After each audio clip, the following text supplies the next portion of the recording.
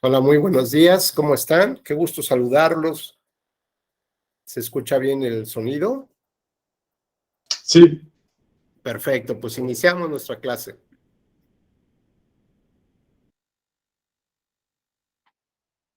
Muchas gracias por acompañarnos esta mañana. Hoy vamos a platicar del sistema de partidos políticos, sobre todo en la fase donde solicitan su registro y por algunas de las razones o circunstancias que establece la ley, no se les es concedido y por lo tanto no tienen derecho a disfrutar de las garantías y demás beneficios que les otorga justamente el sistema de partidos políticos. Y por otro lado, en el conjunto de las jornadas que vamos a tener sobre esta temática, también platicaremos las condiciones mediante las cuales un partido político puede perder su registro. Así que nuevamente les doy la bienvenida a todas y a todos ustedes. Le agradezco profundamente a la Escuela Judicial Electoral que nos haga favor de invitarnos para dar estas charlas.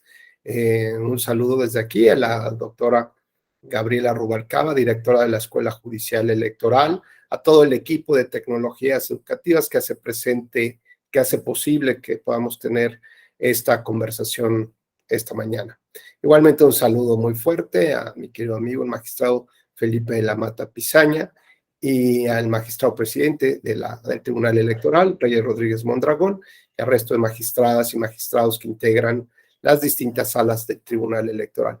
Pues me da mucho gusto saludar a Gaby, Judith, Said, Benito, Delfino, Raimundo, Iyar y Claudia, y poco a poco los que tengan la oportunidad de ir encendiendo sus cámaras para poder saludarnos en esta mañana.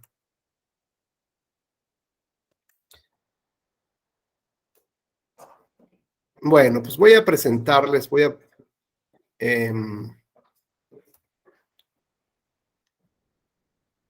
vamos a ir platicando, por ejemplo, bueno, pues de estas características que tienen los partidos políticos. Y bueno, conforme a la reforma del año 2014, encontramos cuáles son las distintas normas jurídicas y reglas que regulan o reglamentan la participación de los partidos políticos en la vida democrática del país. Y bueno, hay que recordar que la Constitución política de los Estados Unidos mexicanos establece todo el esquema de participación de la democracia representativa.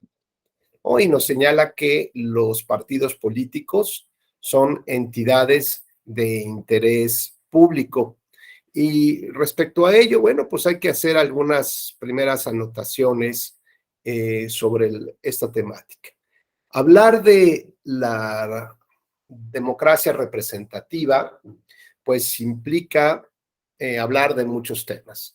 Y principalmente, ¿por qué hablar de ella? Bueno, pues hay distintas clasificaciones que autores han intentado darle a este concepto, que como bien saben proviene desde la época clásica de los griegos, en donde la toma de decisiones de las comunidades pues se llevaba a cabo mediante el diálogo, la participación de las personas que eran consideradas ciudadanas. Y si bien había o se pueden hacer hoy en día muchas críticas a ese concepto, ese primer concepto de la democracia, como la no inclusión, por ejemplo, de las mujeres en la toma de decisiones o la permanencia de un sistema de esclavitud.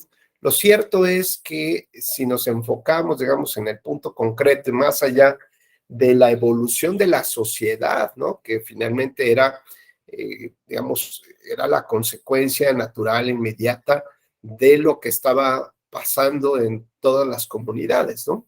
Desafortunadamente, el tráfico de personas, la compra de voluntades, pues eso que termina siendo esclavitud, pues eso siempre hasta la fecha es de las conductas ilícitas más redituables para quienes se dedican al crimen.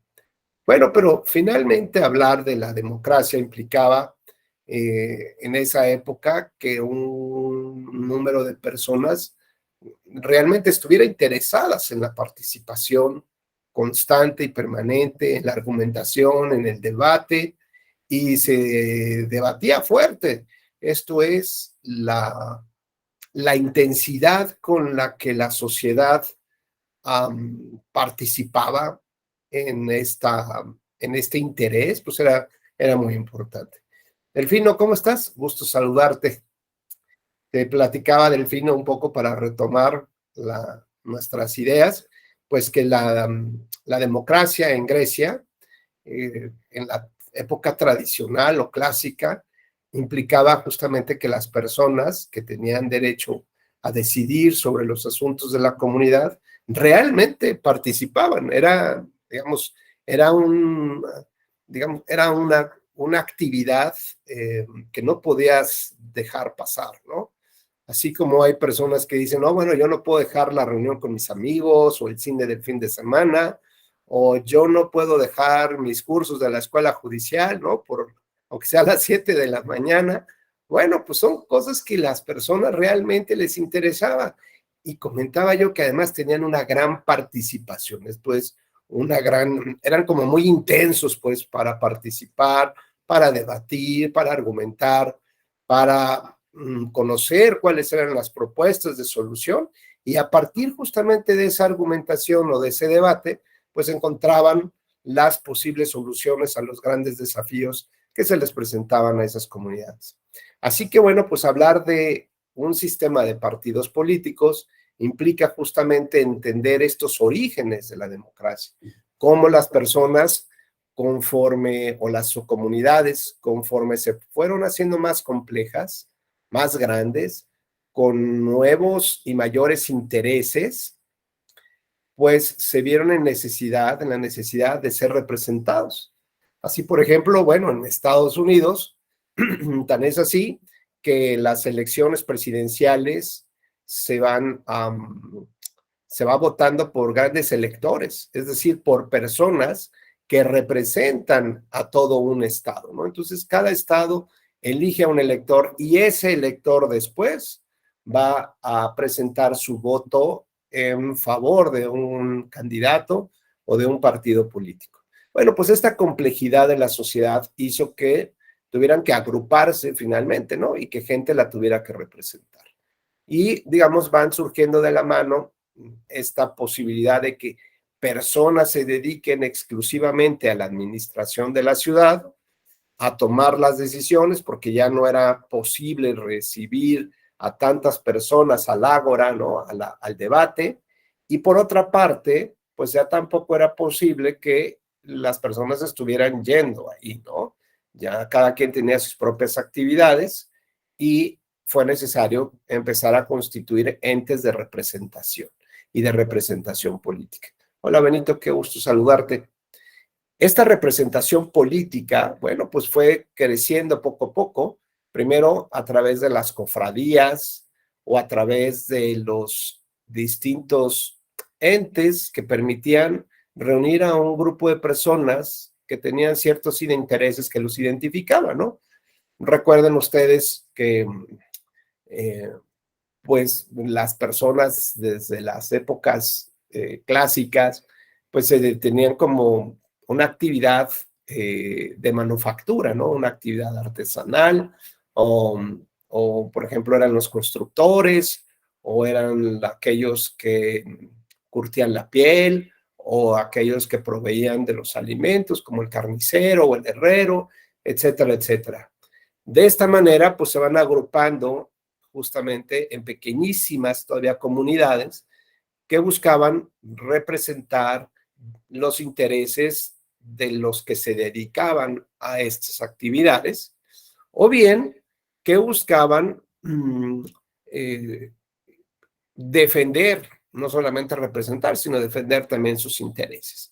Así que de esta manera vamos viendo cómo se van institucionalizando estas representaciones políticas, al grado que se van construyendo, digamos, estructuras mucho más complejas, más, digamos, que buscan estar institucionalizadas, al punto de llevarlo digamos, a su clímax de su propia película, ¿no? Donde los partidos políticos presentan o representan un sistema hegemónico como el que nosotros vivimos durante muchos años. Se cuenta que casi 70 años vivimos en ese sistema hegemónico, donde alcanzó prácticamente su clímax. El Estado se confundió con el partido político, ¿no? El líder del partido político terminó siendo el líder del Estado, y de ahí generó toda una estructura, no solamente en su forma de pensar, en su ideología, en operar en función de un régimen, incluso utilizar las instituciones para atacar a aquellos que criticaban al propio régimen. Y bueno, vimos cómo la historia nos recuerda y nos presenta evidencias muy fuertes de los excesos justamente de los partidos políticos, como el partido de la Alemania nazi. Bueno, pues para todos no es desconocido justamente los excesos a los que puede llegar una ideología de esa naturaleza, o por ejemplo, en lo que fue la Unión de Repúblicas Socialistas Soviéticas y después su desaparición, o ahora Rusia o Estados Unidos, aunque, bueno, finalmente ahí se maneja un bipartidismo, pero bueno, se habla de la solidez que se tiene dentro del sistema de partidos políticos. Pues hablar entonces de este crecimiento y esta complejidad, Laura, ¿cómo estás? Muy buenos días. De esta complejidad de la organización, de la protección y de la representación política, pues nos da un poco esta idea justamente que los partidos políticos realmente no tienen un dueño. Los líderes del momento pues no deben de constituirse como tales, ¿no? Esta esencia de los partidos políticos surge de la propia ciudadanía, de la propia sociedad, de los individuos. Por lo tanto, nuestra Constitución, al establecer que son entidades de interés público, pues justamente nos hace reflexionar sobre un par de cosas. ¿Qué tanto nos debe interesar, ¿no? Como sociedad a los partidos políticos? Bueno, pues nos debe interesar muchísimo. ¿Y esto qué significa? Que no podemos estar alejados de sus procedimientos, de sus revisiones, de entender, digamos, cuál es el tránsito por el que están atravesando y las dificultades que tienen, las crisis. Apenas vimos una reforma electoral de la semana pasada a nivel secundario, en el que se establece un tema de los montos máximos para sancionar a los partidos políticos mediante una multa. Antiguamente o anteriormente a esta propuesta, las multas podían ir hasta del 50% de las administraciones que reciben los partidos políticos. Hoy, con esta propuesta, se establece que es hasta un máximo de un 25%, con lo cual les permitiría poder desahogar un conjunto de actividades con mayor, digamos, con mayor, pues sí, digamos, mayor tranquilidad, mayor oxigenación. Y bueno, pues hay quien puede criticar que esto se trata de pagar la multa en paguitos o en pequeñas partes. Pues lo cierto es que este tipo de medidas se verían bien si vinieran acompañadas con un mayor rigor de transparencia y de rendición de cuentas, porque incluso la propuesta señala que estas multas tendrán que ser, digamos, estos montos máximos deberían ser también aplicados a las multas existentes. Bueno, entonces, ¿qué advertimos, por ejemplo, de qué lectura obtenemos de este tipo de normas? Bueno, pues se trata de una especie de cofradía de sistema de partidos, ¿no? Que lo que buscan es proteger al sistema. Pero no advertimos, por ejemplo, de qué manera estas normas o estos grandes beneficios que tienen los partidos políticos que se otorgan a través de sus representantes, ¿no? Porque eso parecería que las autoridades, la Cámara de Diputados y Senadores, en realidad representan a los intereses partidistas y no representan a los intereses de la sociedad. Insisto, porque a la par que podemos considerar que, bueno, podría ser beneficioso que los partidos políticos tuvieran un mayor desahogo en el cumplimiento de sus obligaciones y particularmente lo que corresponde a su, digamos, al dinero que reciben por parte del Estado para el efecto de que puedan solventar cualquier compromiso que tengan, cualquier obligación, y si bien de 50% a 25% de sus administraciones suena razonable o podría sonar razonable, lo cierto es cuando faltan las normas de acompañamiento donde se debe de exigir mayor cumplimiento a las obligaciones de transparencia y rendición de cuentas, pues si no viene esa otra parte, pues entonces parecería que el mensaje que envía a la sociedad es, nuevamente, ustedes están allá de ese lado, nosotros nos preocupamos solo por los partidos políticos y el sistema que nos beneficia más a nosotros, con la intención de que, bueno, pues prácticamente esto es una invitación nuevamente a violentar la norma jurídica, a violentar los valores y principios, porque en todo caso, la mayor sanción que tendremos será sobre un 25% de las administraciones, ¿no? De esta manera, bueno, pues parece que las normas giran en protección de ellos. Platicábamos en este inicio de por qué hablar de la democracia representativa y para todos, pues ya tenemos un concepto mucho más claro de lo que ello implica. No solamente implica la democracia de deliberar, ¿no? Esta de tomar decisiones, ¿no? Acudir a las urnas y tomar una decisión sobre quién nos va a representar. Hola Yari, ¿cómo estás? Muy buenos días. Sino que pues implica un conjunto de elementos que le van a dar sentido y cohesión a la democracia. ¿Cómo qué sería? Bueno, pues evidentemente poder participar en la toma de decisiones a través de las urnas, que el voto sea libre, secreto, universal, transparente, intransferible, y todas estas características que nos habla la Constitución acerca del voto.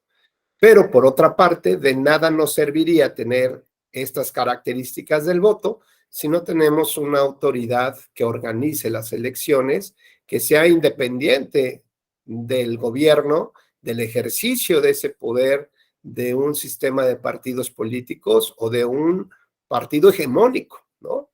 Porque, bueno, volveríamos un poco a este retroceso en México.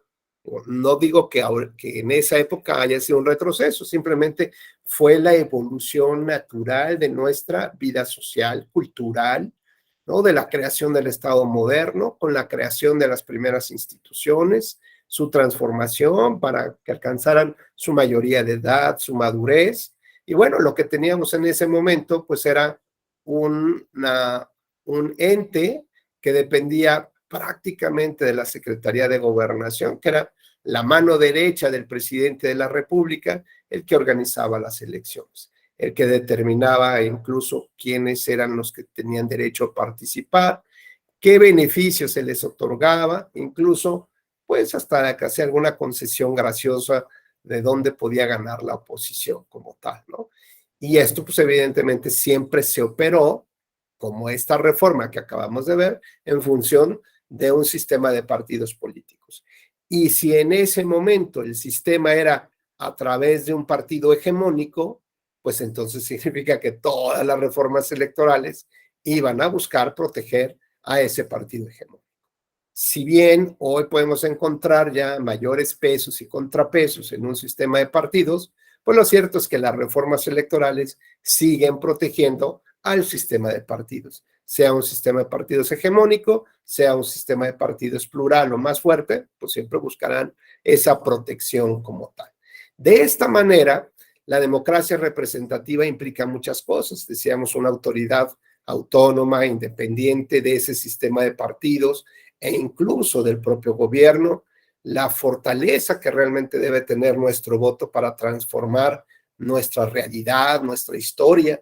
Recuerden que la Constitución establece que es un derecho inalienable, pegado a nuestra piel, tener la posibilidad de decidir cuál es el régimen de gobierno por el que vamos a votar, ¿no? O que vamos a transformar siempre a partir de la institucionalidad. Y entonces, y además, pues implica que la oposición, los partidos de oposición, realmente cuenten con las condiciones necesarias para generar alternancia del poder y que justamente todos estos elementos nos permitan tener pues esto que se llama la renovación del poder público, ¿no? No solamente renovación en el sentido de que vayamos y votemos, sino renovación de lo que significa verdaderamente la palabra renovar, tener pues nuevas ideas de cómo llevar a cabo un gobierno, independientemente de los colores, de los logotipos, de la ideología del partido político, siempre y cuando esa sociedad se reúna justamente para tomar estas decisiones como en aquellas polis griegas. Bueno, pues esta idea de la democracia representativa fue, digamos, fue suscrita por nuestro gobierno mexicano cuando acepta formar parte de la Organización de Estados Americanos, la OEA, y acepta que en esa convención americana se establezca ese compromiso donde todos los gobiernos de la región se comprometerán a respetar la democracia representativa. Luego entonces, si esto se encuentra, digamos, en ese receptáculo de lo que nos identifica hoy como seres humanos, ¿no? Pudiéramos pensar, Benito, que por alguna razón viene el Armagedón, ese que habló John Biden el otro día, ¿no? Y que se extingue, digamos, la raza humana. Bueno, pues si alguien después o algo, un ser inteligente llegara a esto que fue en alguna época la Tierra y quisiera saber en esta región de Latinoamérica de qué estaban hechas estos seres que se llamaban seres humanos, que hay algunos vestigios. Bueno, si encontraran justamente la Convención Americana, pues encontrarían la esencia, ¿no? La razón de ser de las personas, esencia de las personas de esta región y razón de ser de los gobiernos, porque digamos que sería como el motor diario, como su gasolina, ¿no? Como despertarse y decir, ¿cuál es mi agenda del día? Ah, pues mi agenda del día es proteger los derechos humanos de las personas. Bueno, ahí en ese receptáculo que es la Convención Americana, estaría pues un concentrado de estas esencias. Y una de esas esencias se refiere a la democracia representativa, que nuestro gobierno mexicano aceptó cuidar y proteger, ¿no? Así que cualquier cosa que atente contra ella, si no encontramos nosotros en nuestro país los cauces legales para protegerla o para garantizar su desarrollo, bueno, pues podríamos acudir a las instancias internacionales, a las instancias internacionales como es la Comisión Interamericana de Derechos Humanos, a la propia Corte Interamericana, que en un ejercicio de justicia sustitutiva a la nacional, lleva a cabo todas estas actividades que deberíamos haber obtenido aquí en nuestro país. Es decir, resoluciones de jueces independientes que defendieran la democracia participativa. Bueno, pues si no hay jueces independientes porque están cooptados por grupos del gobierno, por partidos políticos o por otros intereses, por ejemplo, como el crimen organizado, o simplemente les da miedo resolver un caso que vaya en contra del sistema de partidos, bueno, pues entonces podríamos acudir como en este ejercicio con esta función de justicia sustitutiva ante la Corte Interamericana de Derechos Humanos. Así que bueno, pues esta reforma de 2014 hay que entenderla no solamente a partir de la Constitución, sino justamente de la democracia representativa y todo este conjunto de derechos humanos que se encuentran consagrados en la Convención Americana.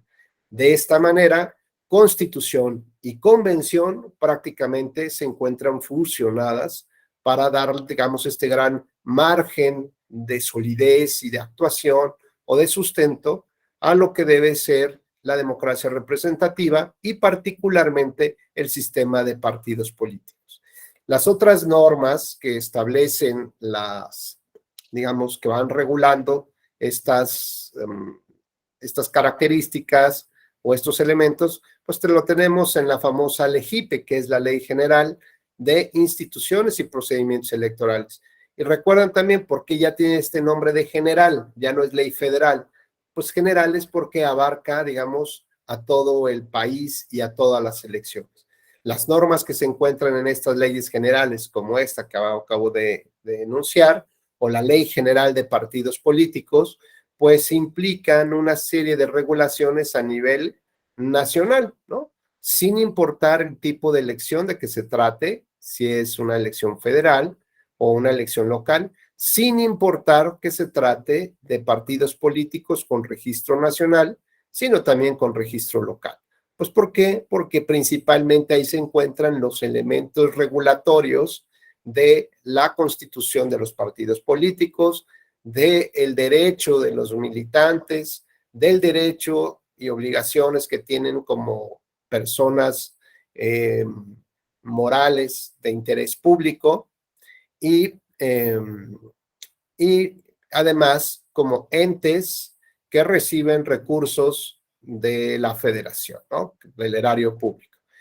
¿En dónde encontramos algunas otras reglas? Seguramente, bueno, pues a través de lo que se conoce como fuentes supletorias del derecho, que serían la jurisprudencia del Tribunal Electoral, la jurisprudencia de la Corte Interamericana de Derechos Humanos, y bueno, pues lo que viene a ser la doctrina, la costumbre, provendría también, por ejemplo, de decisiones de otros tribunales constitucionales o electorales, que no necesariamente son vinculantes para el Estado mexicano, pero que sirven un poco de guía, ¿no? Cómo fueron resolviendo los distintos temas.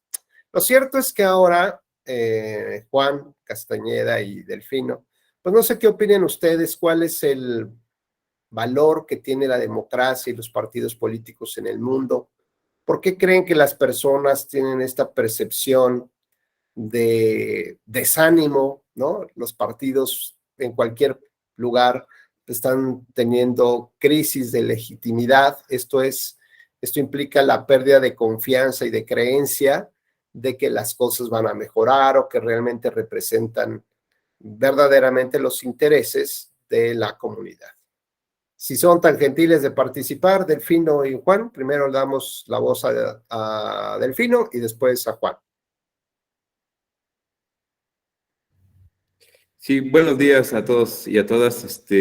Considero que desde mi punto de vista el interés que nosotros como ciudadanos debemos de tener en lo que es el sistema de partidos políticos es por la razón de que como organización de ciudadanos, a través de ellos se accede al poder. Entonces, como usted bien lo mencionaba, creo que necesitamos que, así como en la Grecia antigua, la gente se involucraba, tenía interés en, en la intervención en el poder público. Yo creo que nosotros también debemos de estar interesados en conocer cuáles son las reglas de creación y de procedimientos de un partido político, ya que al final de cuentas van a ser los que ellos nos representen en el poder público. También algo que ha influido mucho en que los partidos políticos decaigan es que pues creo que no han cumplido con la misión que tienen una obligación de capacitar a la sociedad en estos temas de democracia participativa, de democracia, de educación cívica, a través pues realmente también han fallado en cuanto a que no han involucrado realmente a la sociedad en los temas. Yo creo por eso es tan importante y yo creo que como la escuela judicial descubrió, yo creo, la necesidad de que es importante que se transmitan estos temas a la ciudadanía, y creo que es un acierto que pues estemos aquí reunidos, por eso es que estamos reunidos en esta mañana interesados en estos temas, porque es importante que como ciudadanía nos involucremos. Esa sería mi participación. Muy bien, Delfino, pues abriste muchos frentes. Oye, muchas gracias. Adelante, Juan, buenos días. Buenos días. ¿Sí me escuchan? Muy bien, adelante. Pues yo siento que los partidos políticos han perdido credibilidad. Desde mi punto de vista es de que pues ya no tienen identidad, ¿no? Ya por ejemplo, uno como ciudadano, pues ve en el caso del partido Morena, ¿no? Veo que pues es ¿cómo les dicen?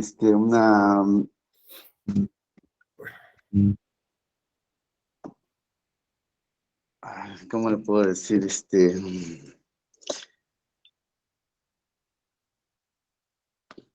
me fue la idea. Pero me refiero a que creo, ya pierden identidad los partidos políticos. Yo, por ejemplo, yo participé en el 2018 como representante de un partido local en el Estado de México.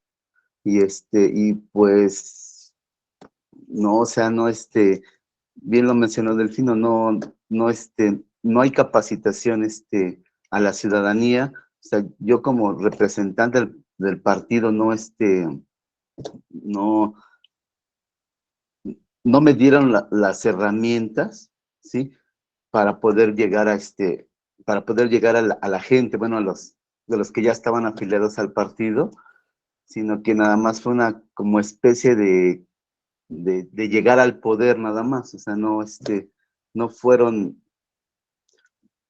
no, es que, bueno, los fundadores del partido fueron exiliados o fueron que estuvieron en el PRD. Uh-huh.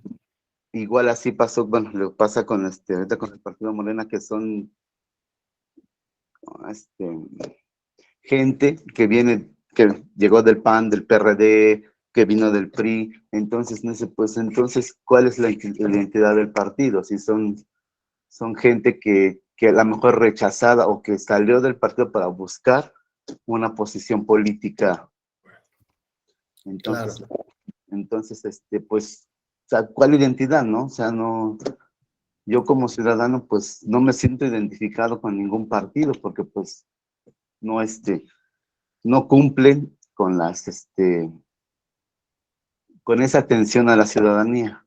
Muy bien, gracias Juan, muy gentil. Pues fíjense que un poco resumiendo aquí estas ideas de Delfino y Juan que muy amablemente nos plantean, pues me hace recordar el concepto de la legitimidad. Y la legitimidad tiene que ver con la creencia y confianza de la gente respecto de que alguien puede tener esta capacidad de representarlos, de entender cuáles son sus principales inquietudes, aflicciones, y sobre todo que además se convierta en una voz, ¿no? Que intente luchar por esos objetivos de la gente. Entonces, cuando la sociedad entra a una época más compleja de su vida, ¿no? Pues te vas alejando, como pasó de esas polis, te vas alejando primero de una manera en que ya no participas tan seguido, ¿no? Ya tu intensidad de participación en los asuntos, en la discusión de los temas que importan a la comunidad, pues ya no eres tan intenso. Segundo, te vas alejando. Ya algunas ocasiones vas, te reúnes, platicas y dices, ojalá ya termine rapidito la reunión, ¿no? ¿Por qué? Porque ya me quiero ir a ver una película en mi casa, ¿no? Y me refiero a estas pequeñas decisiones, por ejemplo, del fraccionamiento o del edificio donde vivimos, de nuestra pequeñísima comunidad. No estoy hablando de un estado ni del país, no, estoy hablando de una pequeña comunidad de 30, 40 personas que se reúnen para resolver los problemas de esa comunidad que tienen que ver con la recolección de basura, con la pavimentación, la seguridad, que si alcanza el dinero o no para comprar unas cámaras o para seguir pagando a la gente pues que revisa el ingreso y salida de los vehículos o peatonales, en fin, los temas que más le impactarían a esa pequeña comunidad, las decisiones o los problemas más cercanos que tendría que resolver, y veamos cómo pues cada vez son menos las personas que hablan de esos temas, discuten de los temas, se interesan por los temas, ¿no? Dicen, bueno, pues ya que lo vea el administrador y a final de cuentas, pues ya voy a ponerme a criticar si hizo bien o hizo mal el trabajo. Pero nos damos cuenta cómo nos alejamos nosotros de este conocimiento y de este debate, ¿no? Que debe de existir. Y eso, pues, ¿qué implica? Si eso lo hacemos en nuestra pequeñísima comunidad, pues imagínense cuando hablamos del municipio, o hablamos de nuestro estado, o hablamos de nuestro país, ¿no? Parece ser que ahora nuestros puntos de reunión son las redes sociales o las plataformas digitales, donde mediante un nuevo esquema de comunicación política, tal vez ahí es como se reunían en las ágoras, ¿no? En estas plazas públicas a debatir, pues hoy las redes sociales pueden ser esta herramienta de convertirse en estas plazas públicas donde podemos debatir, pues por lo menos algunos de los grandes temas que importan a nuestro país, ¿no? Así que bueno, pues hay que utilizar esas redes si es que no lo utilizamos de manera presencial en las actividades, que además entiendo, la complejidad de esta sociedad pues, nos hace que no necesariamente tengamos oportunidad de estar el jueves a las 8 de la noche ahí en la zona común de ¿no? De nuestra pequeñísima comunidad para debatir los grandes temas. Bueno, hasta acá, pues bueno, ya hicimos una pequeña reflexión acerca de lo que, digamos, esta esencia y naturaleza de los partidos políticos y nos vamos a empezar a adentrar ya a temas un poco más técnicos de cómo se van regulando para poder entender, pues justamente cuáles son este conjunto de reglas que nos van a permitir, justamente que nos permiten dar cuenta de cómo se lleva a cabo los procesos de registro de los partidos políticos. Seguramente ya lo han platicado. Vamos a tratar de retomarlos y para concentrarnos en algunos puntos concretos. Bueno, pues ya sabemos que corresponde al INE y a los OPLES el registro de los partidos políticos nacionales y en su caso los registros de los partidos políticos locales, ¿no? La razón de ser, bueno, pues es que todavía el Instituto Nacional Electoral también cambió, así como el nombre de las leyes, ya no son leyes federales, sino leyes generales, pues también el instituto ya no es federal, es decir, que solamente lleva a cabo los procesos de elecciones federales, sino nacionales. Esto implica que tiene una dualidad para llevar a cabo actividades que están relacionadas con el proceso federal y con los procesos locales, ¿no? Y digamos, la participación que tiene con los OPLES, bueno, pues es una participación de coordinación, de correlación. ¿Por qué? Porque hay actividades propias que le siguen correspondiendo a los OPLES, pero que también, digamos, con esta redistribución de competencias, ahora también el INE, bueno, tiene digamos, facultades o atribuciones que son concretas y que también impactan justamente a las elecciones locales. Por ejemplo, Gaby, muy buenos días, ¿cómo estás? ¿Qué actividades crees que o conoces que todavía corresponden al INE respecto de las elecciones locales y que los OPLES todavía pueden, digamos, colaborar ahora con ellos?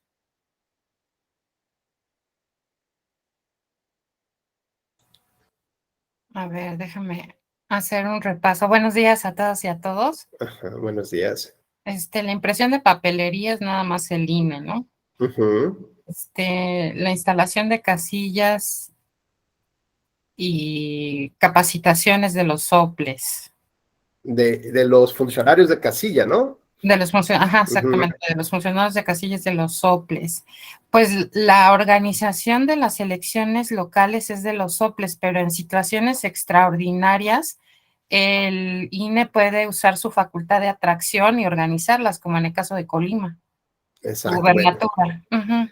Muy bien, y también podría organizar elecciones de dirigencia de partidos políticos.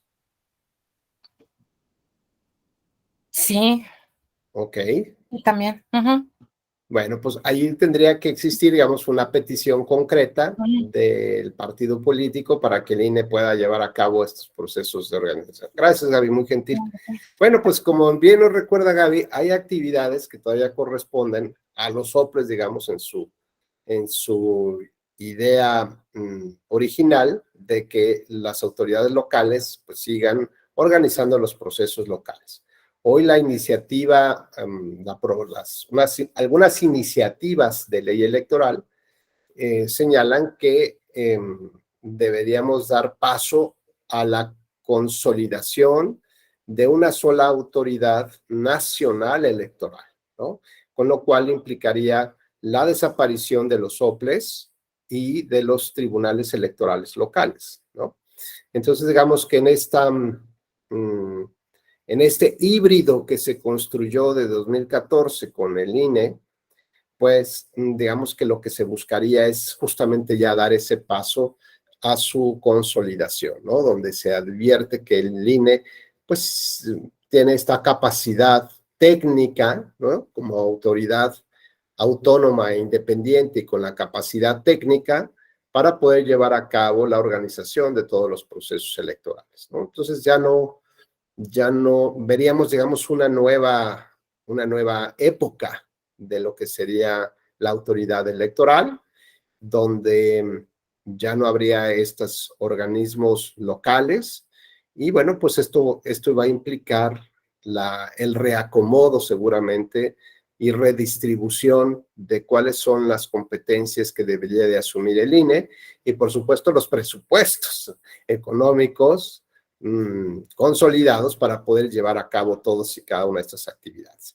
Más allá de saber o determinar si sería correcto o no correcto, pues lo cierto es que el modelo que tenemos actualmente así opera, y bueno, pues habría que esperar a ver cuáles son los resultados justamente de esta reforma, gran reforma electoral, que por lo que ayer leía yo en redes sociales, parece que le van a dar celeridad y que tal vez en unas 2-3 semanas ya tengamos ahí pues el resultado. Y sobre esto seguramente pues platicaremos en otras ocasiones sobre el tipo de reforma electoral que tendríamos presente. Muy bien, bueno, pues seguimos avanzando con nuestra presentación.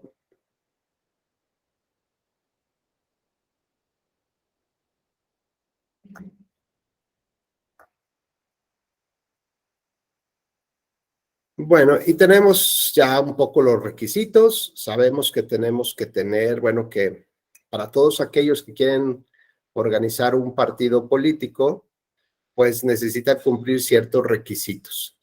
Y hay hay dos tipos de requisitos que tienen que ver con los documentos esenciales o básicos y el número de afiliados.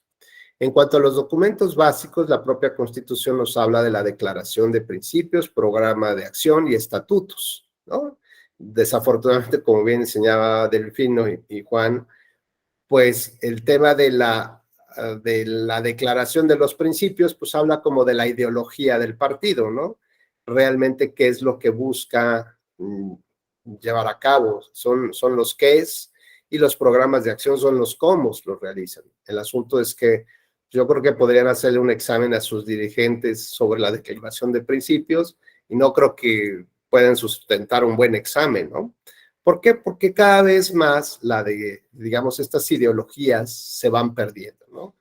Por ejemplo, tuvimos muy claro en alguna época de la sociedad cómo se distinguían los países hasta por la ideología, ¿no? Y normalmente surge a partir, pues, de la Primera y Segunda Guerra Mundial, donde se hacen más patentes, por ejemplo, el tema de la Guerra Fría, hablar del comunismo, el marxismo, el leninismo, el capitalismo. Bueno, pues nos va centrando como que en estas formas de pensar que están muy vinculadas con un tipo de gobierno y un tipo de sociedad determinada. Por ejemplo, en lugares donde se hablaba de la fortaleza que tenía el grupo laborista, ¿no? El grupo de los trabajadores, por ejemplo, pues hacía impensable que pudiera haber elecciones, ¿no? Porque pues eso rompía justamente con el esquema que planteaba esta ideología del comunismo. Y hablar entonces de las ideologías, pues implica también hablar de esta especie de legitimación. ¿Esto qué significa? Que mientras las personas o un grupo de personas se sientan identificadas con este movimiento social e ideológico, pues más allá de los resultados que pueda dar el líder, pues implica que vamos en el camino, ¿no? ¿Por qué? Porque lo que está en boga, pues son estas ideas, ¿no? Están poniéndose en marcha estas ideas.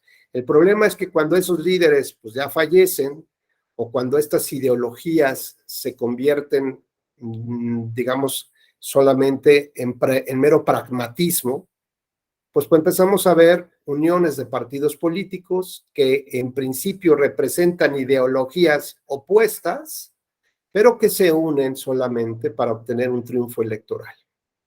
No se unen para generar una coalición de gobierno, sino solamente una coalición electoral para llegar al triunfo por el triunfo. Pero ¿cuál es la base real de su forma de gobernar en caso de que lleguen? Bueno, pues no tendría, o sea, no sería como el agua y el aceite, ¿no? Sin embargo, bueno, vemos en otros países cómo las coaliciones de gobierno sí funcionan, porque estas coaliciones de gobierno implicarían, primero que nada, otorgarte el número de votos suficientes para que el representante del gobierno sea electo. O sea, si bien es cierto que la población elige a sus diputados, son los diputados o es el parlamento el que termina eligiendo a quien es su primer ministro, ¿no? Entonces puede tener un encargado, digamos, de la administración y le resta este poder que tiene la figura presidencial, ¿no? Que es casi como monárquica, siendo que, digamos, estos sistemas de gobierno con un ascendente parlamentario, de ellos deriva, de la puesta de acuerdo, deriva justamente elegir a quién será su primer ministro o su presidente, por ejemplo. ¿Y ello a qué les lleva? Bueno, pues les lleva a negociar puntos de gobierno, no puestos, puntos de gobierno con otros partidos políticos para tener, digamos, los votos necesarios y proponer a su primer ministro. Y, por ejemplo, bueno, pues se unen con los llamados partidos verde o los partidos laboristas para proponer una reforma laboral que ayude realmente a los trabajadores o que ayude el tema del incremento de los impuestos a las empresas tabacaleras o aquellas que están contaminando. En fin, son esquemas, digamos, que cada partido político o ideas que cada partido político trata de defender ante su electorado. Y entonces dice, bueno, si nos juntamos con ellos que podemos formar gobierno, lo más seguro es que logremos que avancen nuestras políticas, que avancen nuestras iniciativas, digamos, que tienen correspondencia y razón y hacen sentido con un electorado que me apoya, ¿no? Entonces, la gran diferencia entre coalición electoral y coalición de gobierno, pues justamente tiene que ver con estas ideologías. Pero cuando se pierden las ideologías, pues lo único que se vuelve es un pragmatismo rampante, que lo único que me importa es ganar las elecciones por ganarlas, sin importar qué tipo de gobierno voy a presentarles a la comunidad o voy a ofrecerle a la comunidad. Así que bueno, pues si hemos estado ya en este nivel, me parece que ya no tiene razón de ser ni sentido que se solicite una declaración de principios, ¿no? Porque pues al final de cuentas, pues nadie va a terminar respetando. Programa de acción. El programa de acción implica cómo voy a aterrizar estos principios de gobierno, ¿no? Cómo voy a hacer una sociedad más inclusiva, más equitativa, cómo voy a desarrollar la tecnología, ¿no? Cómo voy a hacer de México un país tecnológicamente competitivo, cómo voy a incrementar los índices de empleo, cómo voy a mejorar las condiciones de los trabajadores, las afores, en fin. Ahí vienen todos los cómo voy a realizarlo respecto de los qués que están en la declaración de principios. Y bueno, decía también Delfina y Juan hace rato, si bien es cierto que ya no creemos en los partidos políticos y no confiamos, será porque hay un montón de campaña, de promesas de campaña que de ninguna manera se respetan cuando son autoridades, ¿no? Y hay quien dice, no, yo no dije eso. Luego se lo recuerdan en videos, ¿no? No, es que yo no quería decir lo que dije, ¿no? Yo quería decir otra cosa que nada tenía que ver. Y así tenemos pues una historia que los mexicanos hemos construido y hemos recogido de promesas de campaña incumplidas, ¿no? Así casi como el famoso chiste del que llega, le dan la oportunidad, fallece y se da la oportunidad de conocer el cielo y el infierno. Y el cielo pues era muy aburrido, ¿no? A los angelitos ahí tocaban sus arpas y mientras que en el infierno, bueno, la fiesta estaba todo lo que daba, ¿no? Y cuando decide este colega mejor irse al infierno, porque ahí estaba la fiesta, pues cuando llega, pues ya no hay fiesta, ¿no? Todo el mundo está quemándose, ardiendo, y pregunta, oye, ¿qué pasó? Si es que estábamos en campaña, ¿no? Lo que le dicen en el infierno, ¿no? Había una serie de promesas que no podían cumplirse. Así que bueno, pues veamos si tiene razón de ser, si hace sentido tener declaración de principios y programa de acción hoy, cuando los partidos políticos no tienen muy claro cómo van a llevar a cabo estos procesos de gobierno, ¿no? Desde la campaña al gobierno. Y el estatuto, bueno, pues el estatuto implica la forma de organización interna del partido político. Son las reglas mínimas de convivencia, de sana convivencia entre sus militantes, simpatizantes, sus adherentes, sus dirigentes, ¿no? Sus candidatos. Y bueno, pues sepan ustedes que el mayor número de medios de impugnación que se han presentado en la historia del Tribunal Electoral no tiene que ver con las nulidades electorales, justamente tiene que ver con los problemas intrapartidistas. ¿Y eso qué se refiere? De la violación constante y permanente de los estatutos. Entonces, volvemos a reflexionar. ¿De qué sirve tener documentos básicos? O sea, no estamos pidiendo más. Es lo mínimo que debes de respetar para tener un sistema de partidos políticos importante. Declaración de principios que ya nadie tiene, programa de acción que nadie respeta y estatutos donde el mayor cúmulo de impugnaciones se dan justamente en este rubro. Adelante, Laura, por favor. Muchas gracias, doctor. Sí, entonces, ante este escenario que nos presenta, para que los partidos políticos respeten su ideología y su programa de acción, existe, porque nos dio la diferencia entre coalición electoral y coalición de gobierno.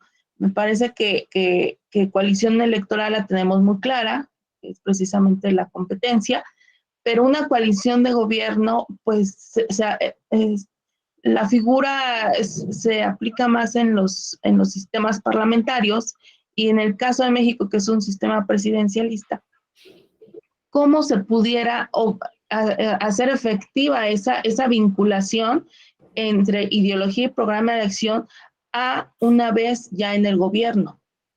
Existe ese mecanismo de exigir, de garantía para ese cumplimiento, o no está prevista esa garantía para ese cumplimiento, porque me parece que ahí es donde tenemos atravesar de una coalición electoral a una coalición de gobierno, ahí es un tema complejo en el sistema presidencial que tenemos, en el sistema político electoral que tenemos, no sé si haya alguna garantía para su cumplimiento, y la otra, al momento que también implica la democracia representativa en este tema, ¿no? Ya en gobierno, porque se supone que ya no, una vez electos, ya no son, ¿cuál es la vinculación con partido político y con su electorado.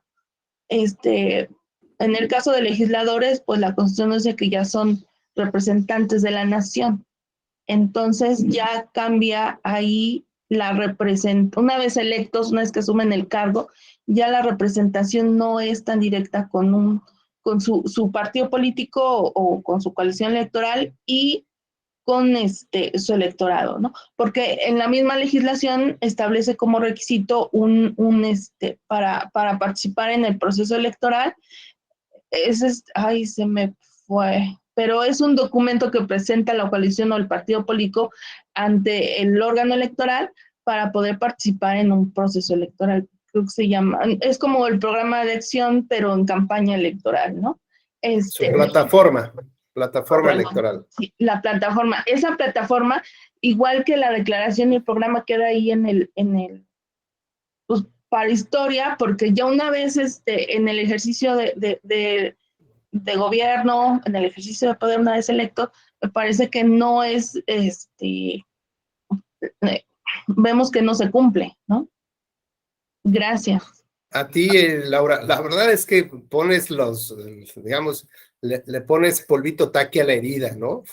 Le pones chilitos a la herida, porque ese es uno de los grandes problemas.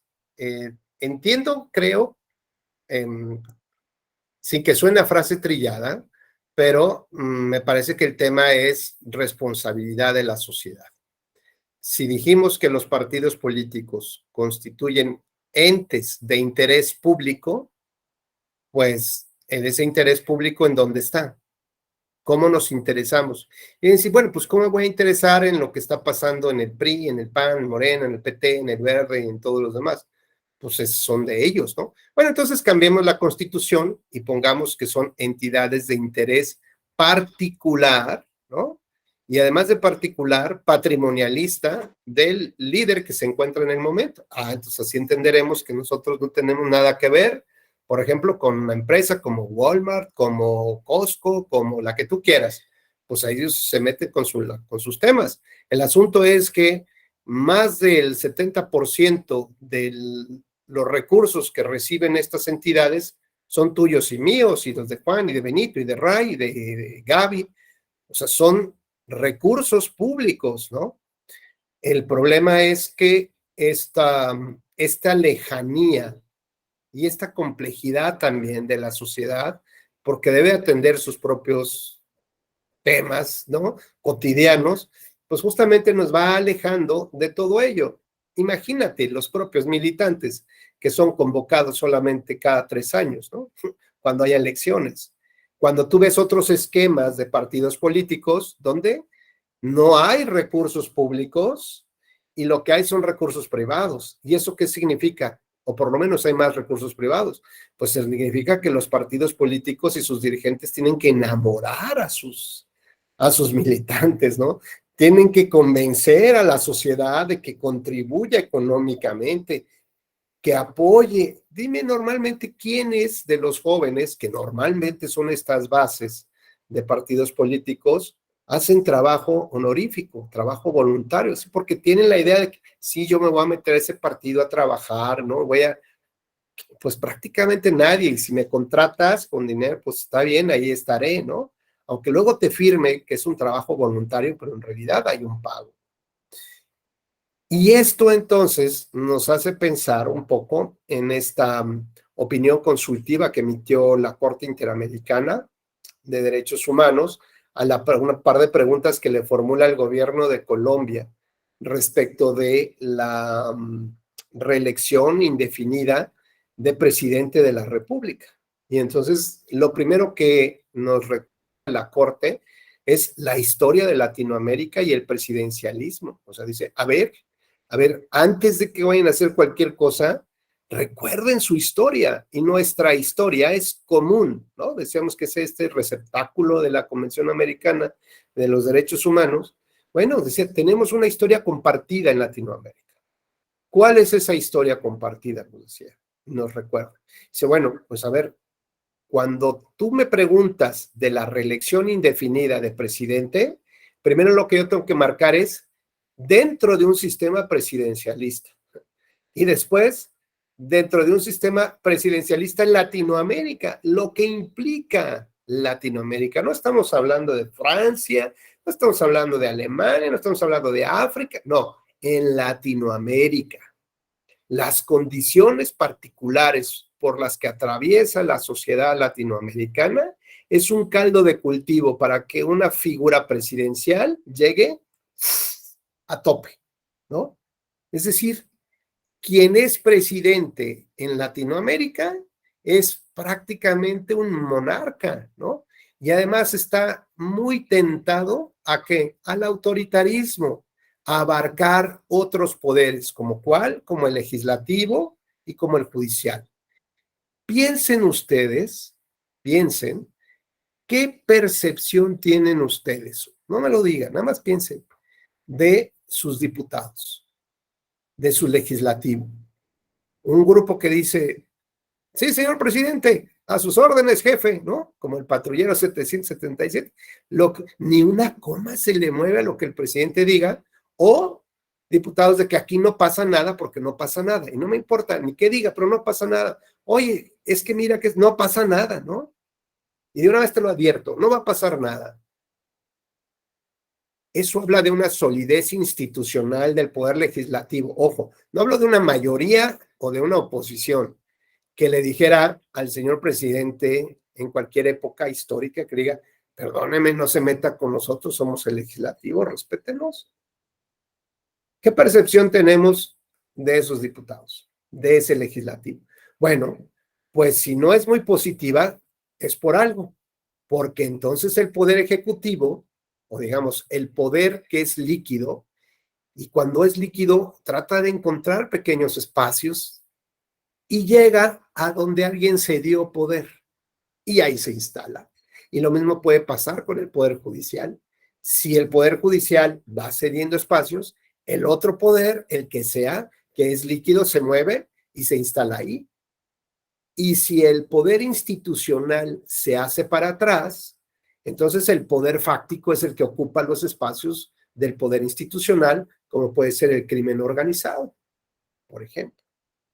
Y para poder quitarlo de esos espacios, pues es muy complicado, ¿no? Hay que establecer diques institucionales muy sólidos para tratar de regular y empezar a contener justamente que no llegue más, digamos, que haya mayor influencia de los poderes de forma indebida. Y entonces la Corte nos recuerda, dice, bueno, estamos hablando de Latinoamérica. Estamos hablando de un sistema presidencial donde por alguna razón histórica todos se doblan ante el poder presidencial. O sea, la figura presidencial es lo más fuerte, lo más sólida que existe. Ahora, si en 4 años o en 6 años el poder presidencial puede abarcar todo lo que ha abarcado, imagínenselo en 24 o en 30 años. Pues justo el poder se sigue moviendo y esto es de manera connatural, o sea, el ser humano, ¿no? Se sigue moviendo y después ¿a dónde va a abarcar? Si ya abarcó el legislativo y el judicial, pues va a abarcar la vida interna de las personas, ¿no? La restricción de los derechos humanos cada vez va a ser mayor. Voy a regular una sola plataforma de Internet para controlar su comunicación. Voy a decidir dónde sí puedes o no puedes estudiar. Voy a decidir qué hacer con tu casa o con tu vehículo. Voy a decidir si puedes salir del país o no. Voy a decidir con quién y cómo te puedes casar. Y a lo mejor digo que, pues, aquellos que se quieran casar con otra persona del mismo sexo, pues los vamos a encarcelar. Porque voy abarcando también decisiones que son íntimas, que son individuales de las personas, porque el poder, y díganme qué ciudadanía se va a oponer así. Tenemos el caso del famoso velo en Irán, ¿no? Lo que hemos visto en la otra parte del mundo por un totalitarismo religioso, donde la religión se confunde con el poder político, el poder civil, y por tener mal puesto un velo, pues llegaron a matar a una chica. Ayer veía yo una nota de una competidora, ¿no?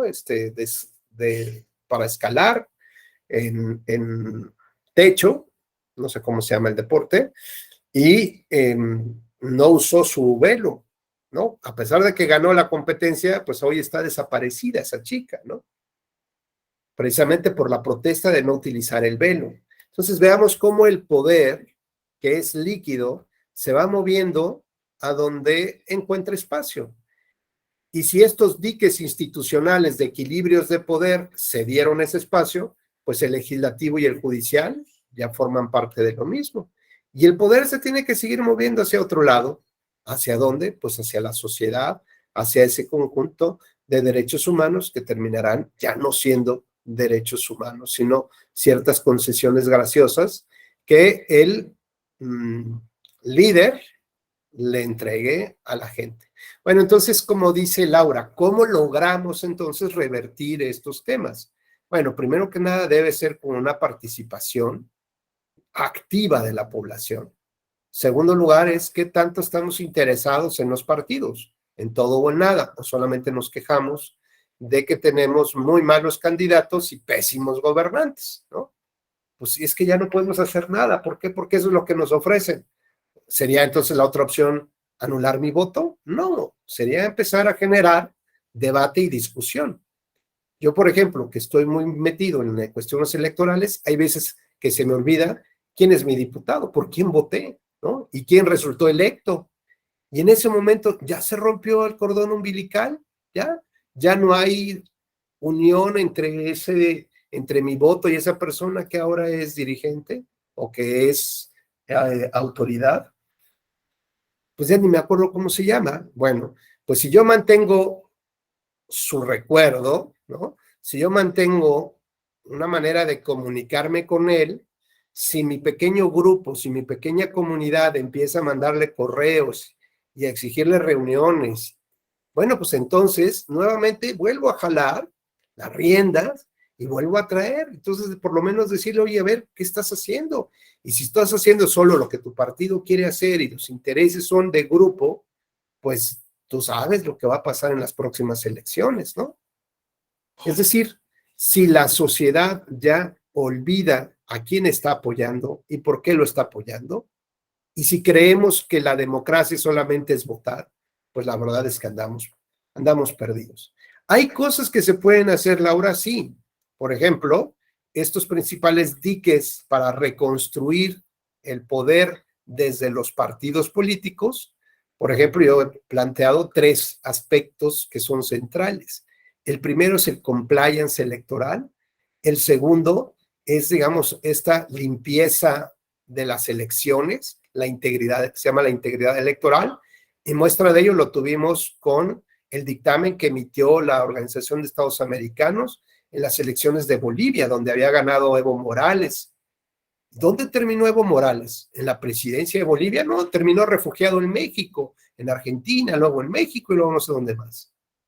¿A través de qué? De algo que se llama integridad electoral, donde las irregularidades no solamente nos conducen a una nulidad de la elección, porque además el legislador es el que determina qué supuestos específicos se pueden actualizar la nulidad.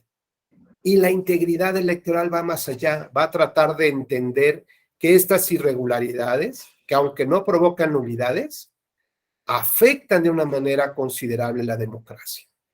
Si bien no para estas elecciones, pero dañan, ¿no? Es como siembran un cáncer en la democracia, y si bien en una elección no pasa tanto, espérame en la segunda o tercera elección, donde hoy el crimen organizado controla buena parte de las elecciones, donde el dinero sucio que llega a las campañas electorales, bueno, es algo común y corriente, ¿no?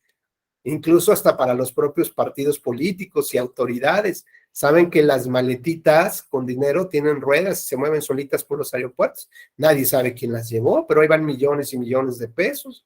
El Banco Central de México amplía 3 veces más, según lo que dicen algunos investigadores, el flujo de efectivo en los años donde hay elecciones, ¿no? Donde se va a celebrar la jornada electoral en comparación con el año anterior y el año posterior. ¿Por qué será que hay más efectivos circulando en nuestro país? Bueno, pues todo eso no es casualidad, porque todo eso se entiende dentro de un sistema de partidos que se protege. ¿Y cómo se protege? Pues porque todos hacen lo mismo. Y dicen que entre gitanos no se leen las manos. ¿Y esto qué significa? Bueno, pues que todo se permite de todo mientras se proteja al sistema de partidos políticos de la sociedad. Como decía hace años un promocional de una obra de teatro, que no me acuerdo muy bien, decía algo así como entre mujeres podemos, no sé qué decía, creo que podemos lastimarnos o algo así, pero jamás hacernos daño, ¿no? Alguna frase así decía. Pues imagínense que este es igual el tema de los partidos políticos. Entre los partidos nos podemos golpear, pero jamás vamos a dejar que nos hagan daño al sistema de partidos políticos. Esto es, tenemos que construir una barrera para que la sociedad no se interese por los partidos políticos. Tenemos que construir una barrera donde ningún otro movimiento disruptivo, ¿no?, que va contrario al sistema de partidos políticos nos afecte. Por ejemplo, pues esto que empezó a surgir, por lo menos de nombre, que se llamaba Frena, ¿no? Cuando le preguntaban a los líderes de este movimiento que si querían constituirse en partido político, dijeron no. ¿Por qué? Porque no, digo, más allá de lo que sea, porque no sé qué sea, ¿no? Pero en ese momento decían no. Queremos ser algo completamente diferente al sistema, es decir, algo que rompe el sistema, que elimina el sistema de partidos políticos y daría nacimiento a otra cosa, ¿no? Bueno, normalmente cuando eso sucede, la historia también nos lo recuerda, vienen movimientos sociales, vienen luchas, viene la intervención de la fuerza militar, viene especie de revolución, una guerra civil, ¿no? Y bueno, pues ya saben que eso es lo que... Entonces, eso es muy triste y eso nos lo recuerda la Corte Interamericana justamente con el presidencialismo, con la figura presidencial en un sistema presidencialista y en Latinoamérica, bueno, así como diciendo, ¿en qué cabeza cabe pensar en eso? Al contrario, debería estar en la Constitución, que está prohibidísimo, pero verdaderamente prohibido que alguien siquiera tenga esa idea, porque eso implicaría barrer con todo lo que representa la Convención Americana, barrer con lo que representa la democracia representativa y con los derechos humanos de las personas. Entonces, decía yo, 3 elementos con los que podemos nuevamente fincar los diques: la integridad electoral, el compliance electoral, que es la manera como los partidos realmente cumplen sus normativas internas, donde realmente castigan a los verdaderos malos dirigentes, malos militantes, malos candidatos, sin tener que llegar necesariamente a la justicia, ¿no? Desde ahí se advierte que hay un interés del partido político por sanear su institucionalidad. Oye, ¿ya viste que hay un par de videos que andan circulando ahí de un cuadro? Bueno, pues es impensable que el partido lo tenga que defender, ¿no? ¿Por qué? Porque el partido sigue cargando ¿con qué? Pues con esta idea de que es un partido corrupto, ¿no? Y lo mismo le pasa a las empresas. Las empresas cada vez, por ejemplo, recuerdo Volkswagen, no hace muchos años encontraron que una pieza del motor que se suponía que iba a generar mejores condiciones para digamos, para no contaminar, algo así, no me acuerdo, pues resulta que se lo pasaron por el arco del triunfo y lo aceptaron así, y fue un escándalo internacional que motivó que que se tuviera que cambiar no sé cuántos cientos de miles o millones de piezas, y que además las acciones de Volkswagen bajaran, que probablemente algunos directores o directivos pues estuvieran sometidos a procesos que podían concluir en la cárcel, pero Volkswagen siguió. ¿Por qué? Porque el sistema del compliance penal lo que les permite es aminorar las sanciones que puede tener en la justicia, hasta un 75% podrían aminorarlas, siempre y cuando demuestren que sus procesos internos fueron violentados, o sea, que su proceso interno para poder llevar a cabo todo esto, pues cumple con estándares de vigilancia, ¿no? De calidad, de de auditorías, y que en caso de que alguien cometa alguna infracción, pues hasta lo denuncian, lo separan, lo denuncian. Es decir, que realmente se vea que hay un interés institucional en querer cumplir la ley de manera correcta. Fíjense qué diferencia es. Si eso se hubiera regulado, bueno, podrían llevar a que esos partidos que se advierten que quisieron cumplir bien con la norma, pero que algún dirigente ahí tramposo hizo alguna trácala, bueno, pues que la sanción le rebajaran hasta un 75%. Diferente es la narrativa, ya de todas formas vas a tener solamente la sanción máxima un 25%. Sin importar lo que hagas ni cómo lo hagas, el máximo es de multa un 25%. Insisto, qué diferente sería si dijeran, si analizamos que cumpliste todos tus protocolos internos, que llevaste a cabo una limpieza de tu institución, te rebajo la multa que va del 100% o del 50% al 25%, pero demuéstrame que realmente estás haciendo cosas que van a beneficiar al sistema de partidos políticos. De lo contrario, la narrativa y el mensaje es el otro. Es, sigue violando la ley, sigue siendo corrupto, sigue haciendo lo que quieras, porque el sistema te protege.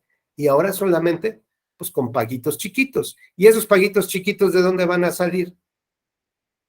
Del dinero de los dirigentes. Pues te dijimos, bueno, pues órale, de su lana que paguen. Pues no, van a seguir saliendo de las administraciones del financiamiento público. Es decir, de ustedes y de mí.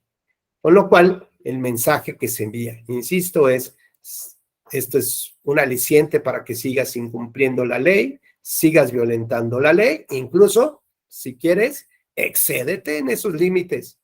Y por otra parte, el mensaje que se envía a la ciudadanía es, seguimos siendo los poderosos y ustedes no tienen manera de intervenir en la vida de los partidos políticos. Bueno, pues ese es tristemente el mensaje que planteamos. ¿Cómo logramos generar, Laura, que haya una mayor participación de la sociedad? Pues ese es un reto permanente, constante. Segundo, ¿cómo logramos transitar desde la coalición electoral o que solamente busca el triunfo a una coalición de gobierno? Bueno, pues seguramente tendrá que ser con nuevas opciones, con candidaturas independientes, con voces fuertes que le reclamen a los candidatos y a los partidos políticos, ¿no?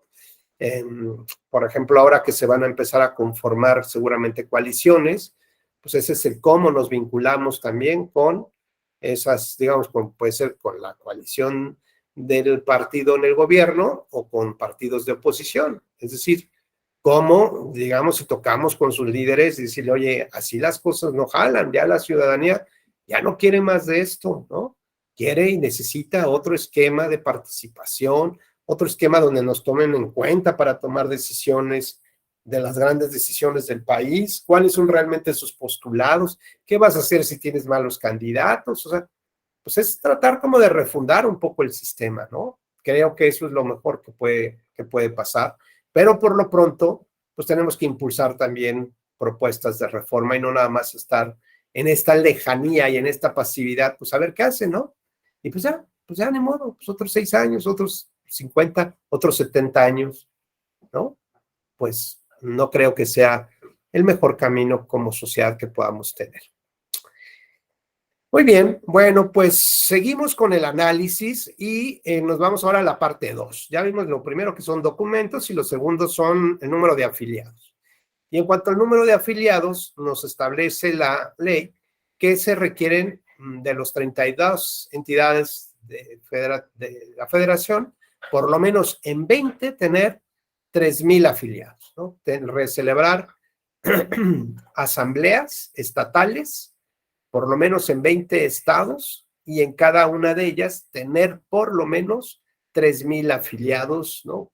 Y esta afiliación, bueno, requiere pues que las personas lleguen a ese evento, que exhiban su credencial de elector y que quieran registrarse como en esta base de datos, ¿no? Den su consentimiento para poder hacerlo. Hay quien dice, ay, me voy a un partido en el Estadio Azteca y allá afuera afilia a todo el mundo. No, bueno, tiene que ser una asamblea especial donde autoridades electorales vayan y constaten que las personas no fueron a un partido, sino fueron realmente a quererse afiliar a una organización política, ¿no? Y,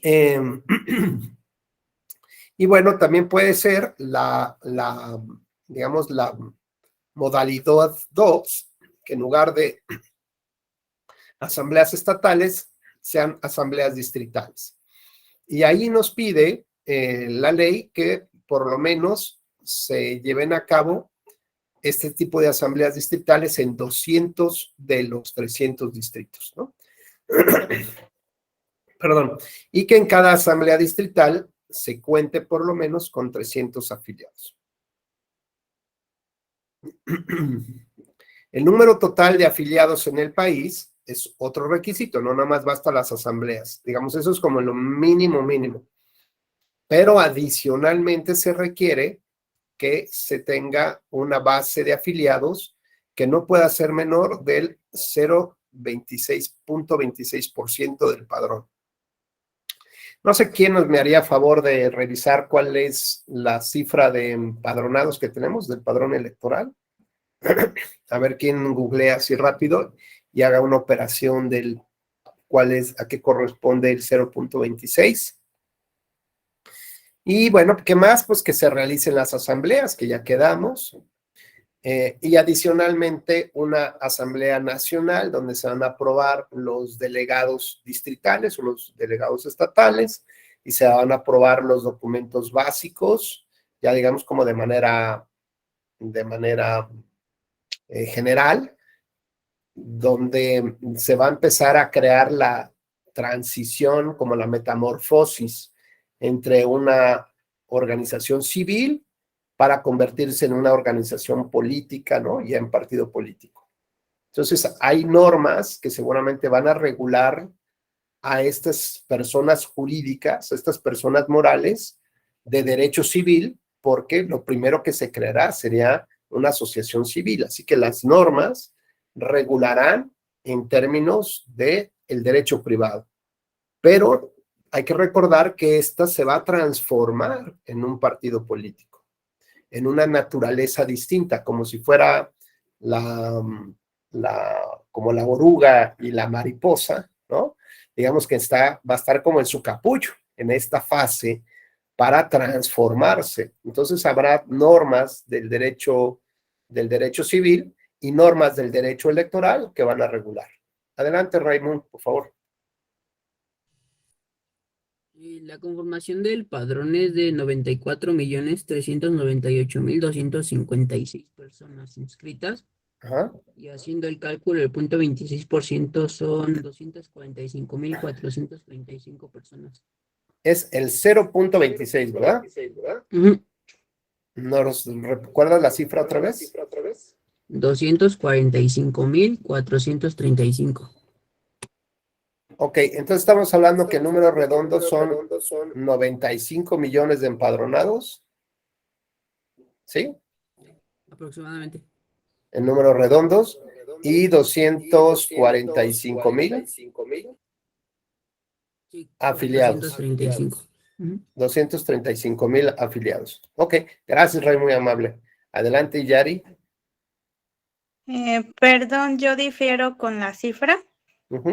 Creo que se confundió un poquito el compañero, porque la primera que está es la lista nominal y ya la segunda es del padrón electoral. Entonces, el padrón electoral es de 95.969.483 afiliados.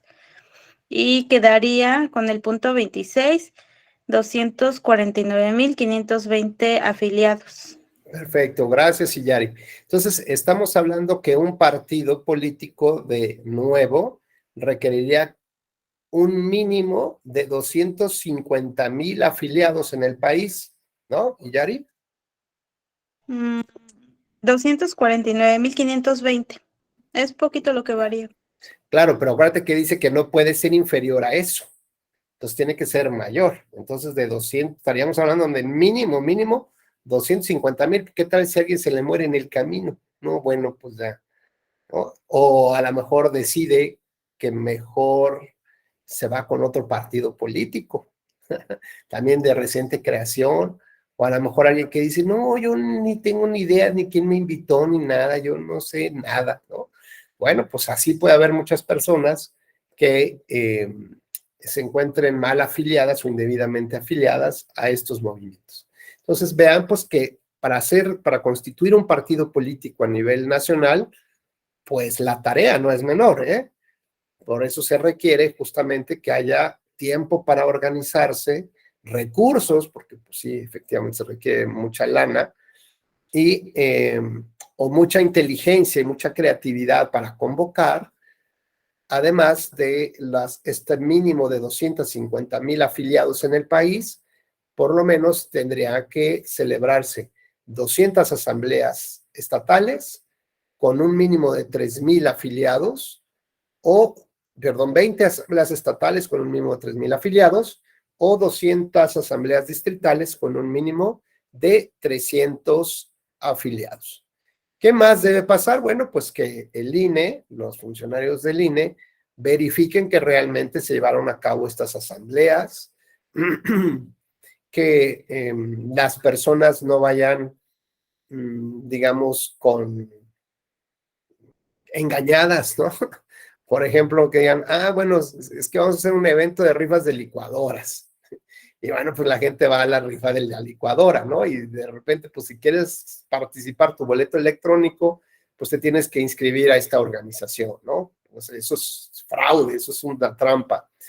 Por eso se les pregunta, oiga, ¿y usted a qué viene? No, pues vengo aquí me dijeron que iba a haber payasitos y que trajeran a mis hijos. Oiga, pero ¿sabe que va a haber un movimiento aquí para crear un partido? No, no sabía. Pues nada más pasó la comadre ahí, la lideresa de la zona, y que pues iba a haber payasitos y que iba a haber un taller para señoras y que iban a rifar un carro, ¿no? Pues aquí venimos todos.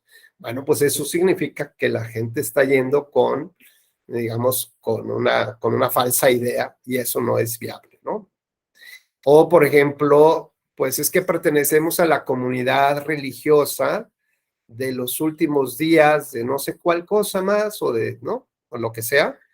Y entonces, bueno, pues el pastor o el clérigo ahí nos dijo que teníamos que afiliarnos porque si no nos íbamos a ir al infierno. Bueno, pues eso tampoco puede ser, ¿no? O que la empresa dijera, pues ahora les vamos a dar un pequeño bono a todos aquellos que se incorporen a este movimiento. O, pues, o por lo menos les vamos a pagar ahora sí que en lugar de diciembre o en enero, les vamos a dar su aguinaldo, se los vamos a pagar en tal fecha, ¿no? O sea, ese tipo de condicionamientos pues no serían permitidos. Realmente se requiere que las personas vayan por su propia voluntad, que eso es más complicado porque nadie va si no hay ningún interés de por medio, ¿no?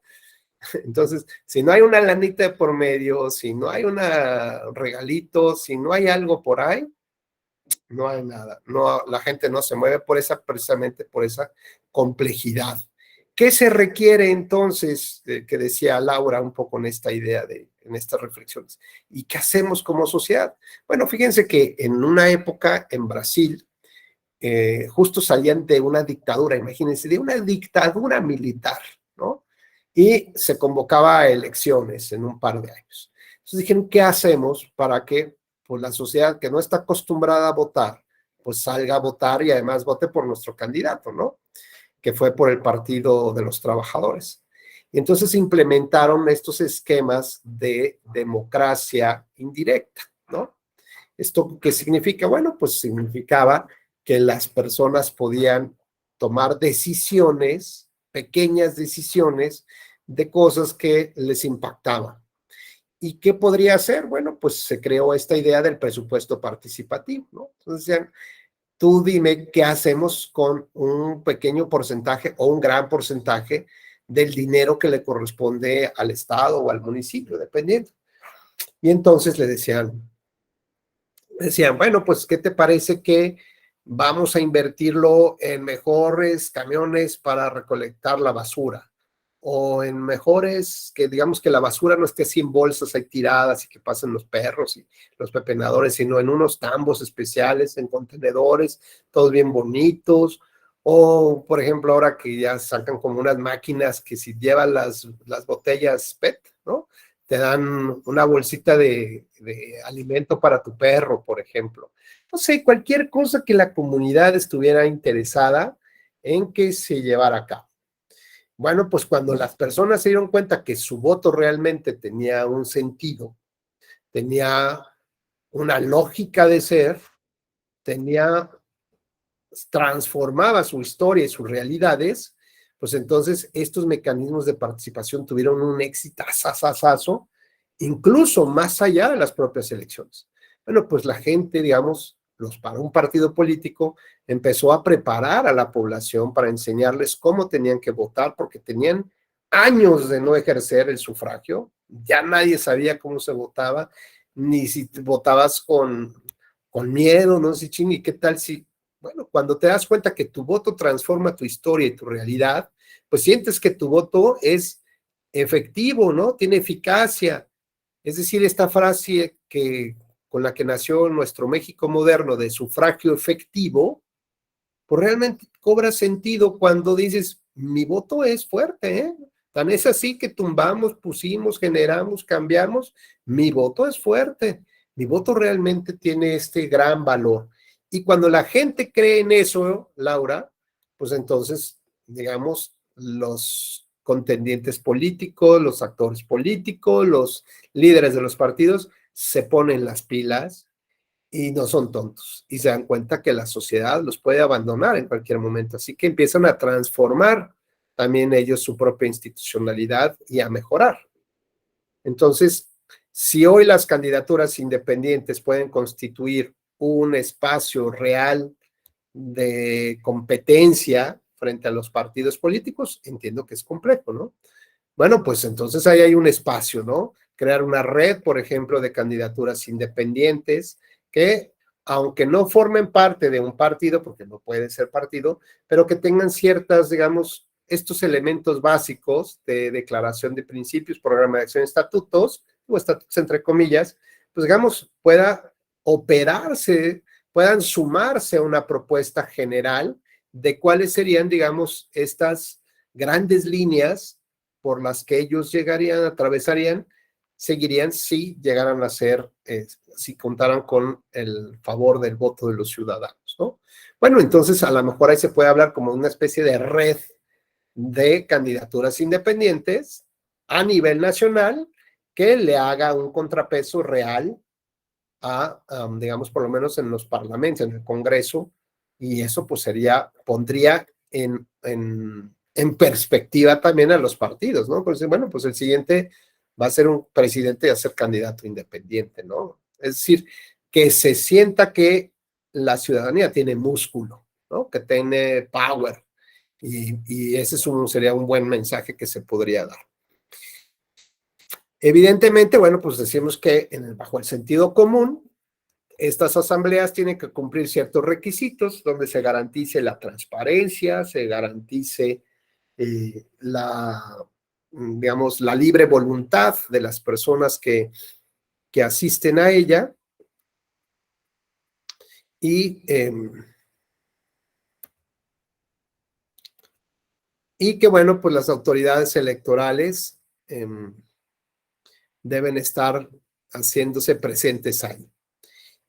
Hay una tesis de jurisprudencia del Tribunal Electoral que nos dice que para la validez de las asambleas estatales o distritales, perdón, es una tesis relevante, no es jurisprudencia, los asistentes deben pertenecer a la entidad o distrito electoral uninominal en que se celebra.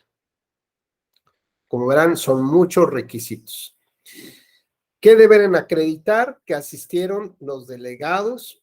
O sea, cuando hablamos de una asamblea nacional, es decir, ya se celebraron las asambleas estatales o distritales y después pasaríamos a una asamblea nacional.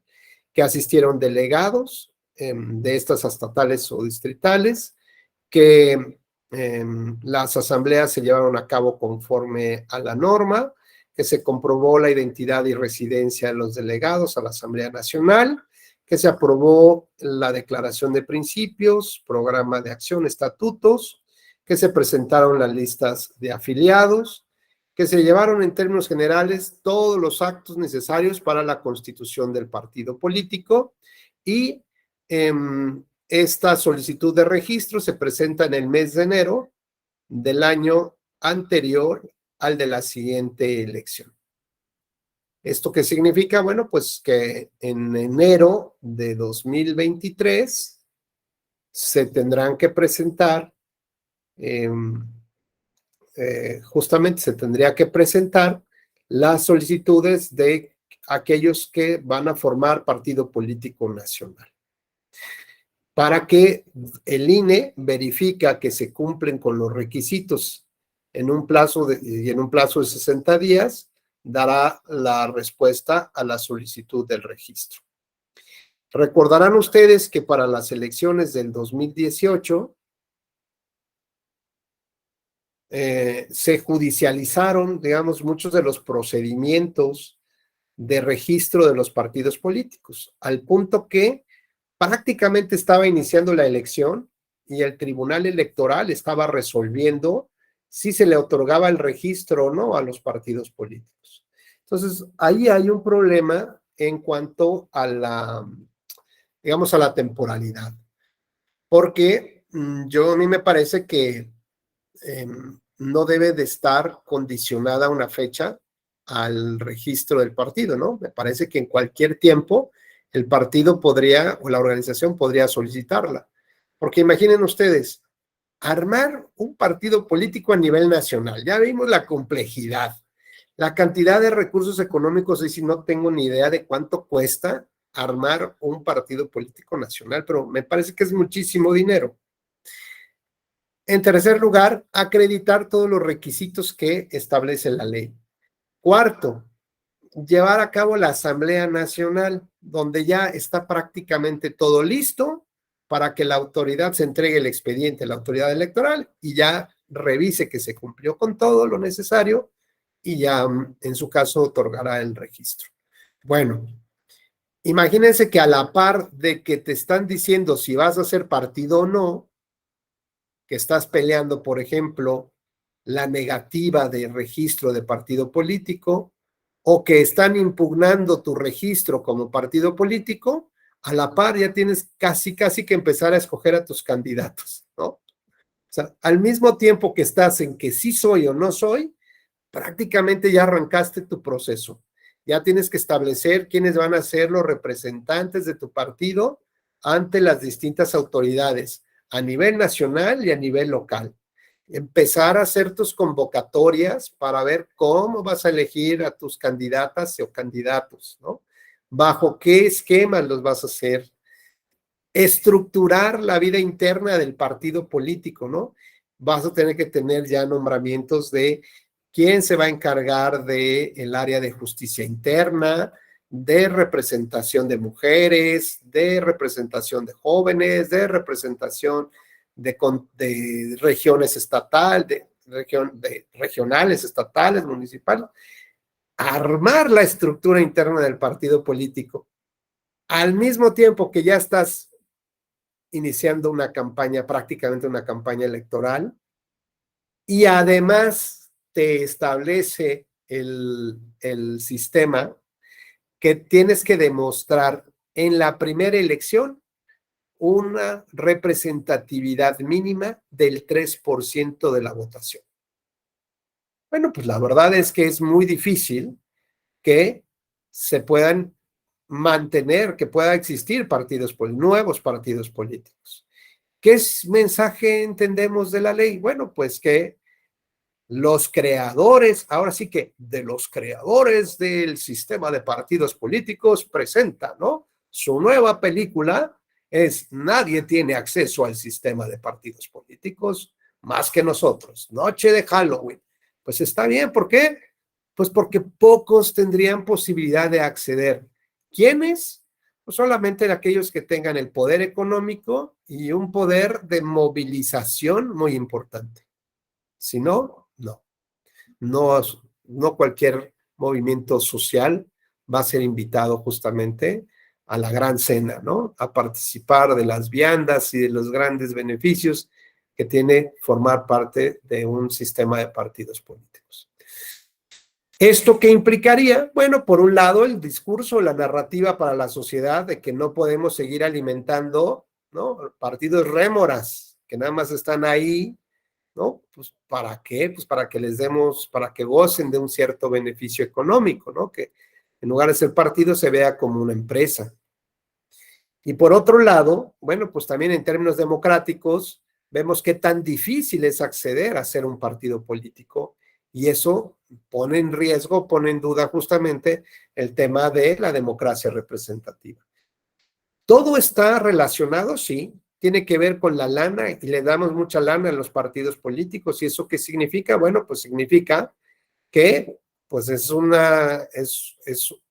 que ese es un espacio de confort donde todos quieren estar ahí, porque implica seguir recibiendo dinero sin esforzarte mucho, sin convencer a la población. Basta con que tengas un 3% y con eso la vas librando y formas parte de las grandes negociaciones del país.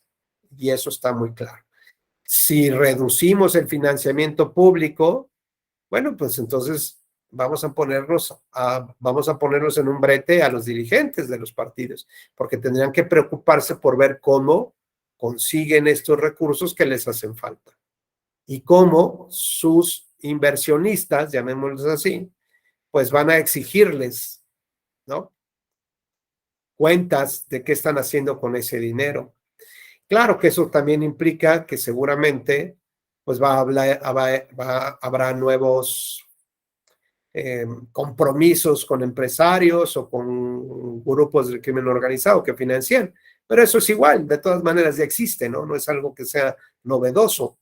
Simplemente habría que establecer nuevas normas o establecer normas mucho más claras de cómo evitar que eso pase. ¿Como cuál podría ser? Pues como a lo mejor te pongo 2 sanciones y la tercera te suspendo una elección, ¿no? Así como si fuera en el hockey, te vas a la congeladora 3 minutos, pues te voy a congelar unas elecciones locales y elecciones federales, ¿no? Y si insistes, pues a lo mejor ya la cuarta, ves que quieras afectar la veda electoral, ¿no? Porque aparte ya es recurrente, pues te cancelo el registro. Bueno, cuando entonces estableces este tipo de normas, porque la democracia debe de tener un reposicionamiento en el valor que le damos, pues entonces la conducta de sus dirigentes tendrá que irse adecuando de otra manera. Cuando las multas del 25% que ahora se establecieron no salgan del dinero público, sino salgan del patrimonio de sus dirigentes, porque son responsables solidarios de la institución, entonces van a decir no, porque ahí sí me pegan mi patrimonio. Y aunque después me lo devuelva el partido o los empresarios, bueno, tú sabes que entras a otra zona de riesgo, ¿no? Donde puedas tal vez no encontrar la justificación de cómo te llegó ese dinero a tus arcas personales. De esta manera, si vamos teniendo una visión más integral del fenómeno, de lo que implica las elecciones y cómo se mueven las distintas piezas de este enorme rompecabezas, pues entonces tendríamos posibilidades reales, 1, de enmendar la democracia, 2, establecer nuevos diques de contener el poder político desde los partidos políticos, justamente a través de estos 3 esquemas que les hablo, de lo que es la integridad electoral, el compliance electoral, y un tercero, que no lo había yo dicho, que tiene que ver con los estándares probatorios. Cuando cumplimos la jurisprudencia de la Corte Interamericana, que nos refiere que cada vez que se analiza un caso en el cual se pueda dar la violación a un derecho humano, debe utilizarse un estándar probatorio de tipo flexible para poder recuperar esos derechos humanos que se encuentran violados. Entonces, estos 3 esquemas juntos, ¿no?, podrían darnos, si no es la receta ni es la medicina tal vez la más adecuada, pero podría paliar, los grandes efectos negativos que hoy tiene estos premios que se les dan a los partidos políticos para seguir incumpliendo la ley, para no cumplir sus obligaciones de transparencia y rendición de cuentas y para seguir viviendo del dinero público. Pues hasta aquí, estimadas compañeras y compañeros, mi participación. Ya el día de mañana nos vamos a meter de lleno seguramente a las causas por las cuales se niega el registro o se cancela el registro a los partidos políticos. Se pudiera cancelar, ¿no?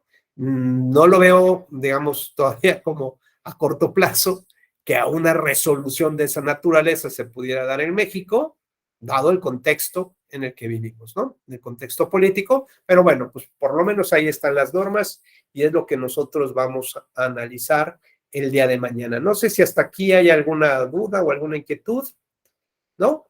Bueno, pues si no, entonces nos veríamos mañana igual 7 de la mañana y ya preparados con café, por favor, y toda la cosa, ¿sale?